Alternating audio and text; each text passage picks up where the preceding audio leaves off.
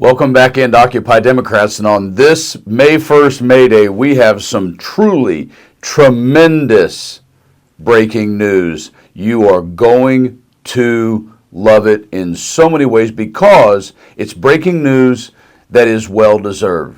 Donald Trump, currently the most powerful man in the world in ways, and his bestest pal, Elon Musk, the richest man. And what could possibly go wrong from the election to today for Elon Musk? Well, it starts with, and this is where we're at in this breaking story, I'm going to show you in a few seconds. It starts when you start having introductions and saying stuff like this. Elon Musk!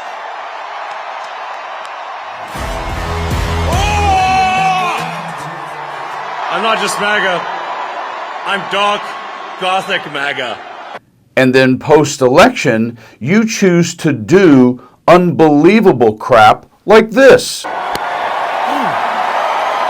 And then Daddy Donnie puts you in charge of Doji poop, and Doge goes and does unbelievably illegal things like this. As Everett Kelly, the national president of the American Federation of Government Employees, this union's part of a lawsuit filed against Doge's mass layoffs, which now includes any of the lawsuits that stem from that email request calling for the termination of people who don't respond. You've called this one of the most massive employment frauds in the history of this country. And what you wind up in the end with, Mr. Musk, dark MAGA, gothic, dark MAGA, is you wind up with numbers for your main company like this. Things are bad at Tesla.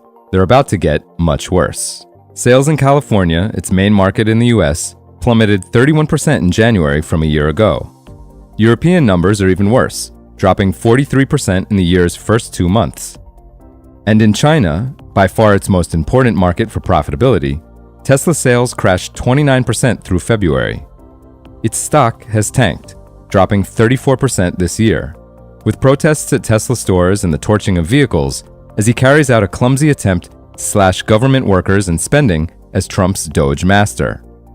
And all of that wraps up with your 100 days, just 100 days into the Trump administration, and the world's richest man is getting his just desserts for stepping into, as we like to say in life, you know, Elon, maybe you should have stayed in your lane and stayed out of the American people's lives. Because in this breaking story I'm showing you right now, Lucy, you got some splaining to do. Check out what just happened. Wall Street Journal, just this hour, it's a headline that reads, Tesla board opens search for a CEO to succeed Elon Musk. When you read the story, sources are telling the Journal that Tesla's board members started reaching out to several executive search firms, initiating a formal process to replace Musk. My source joining me tonight is the Wall Street Journal's Emily Glazer, who just broke this reporting. And Emily, thanks for joining us on such breaking news. Can you just tell us what happened here and what the board of Tesla was thinking? Absolutely. So Tesla has been going through some pain lately. It just reported earnings last week and had profits decline about 70%. And our reporting shows that around a month ago, board members were reaching out to executive recruiting firms to start a formal CEO succession search process. This is a formal kind of next chapter. Obviously, companies do succession planning all the time for their next leader, but we know that this is happening as there was concern from investors about Musk spending too much time in DC, given his government role, and concern about the company really struggling lately.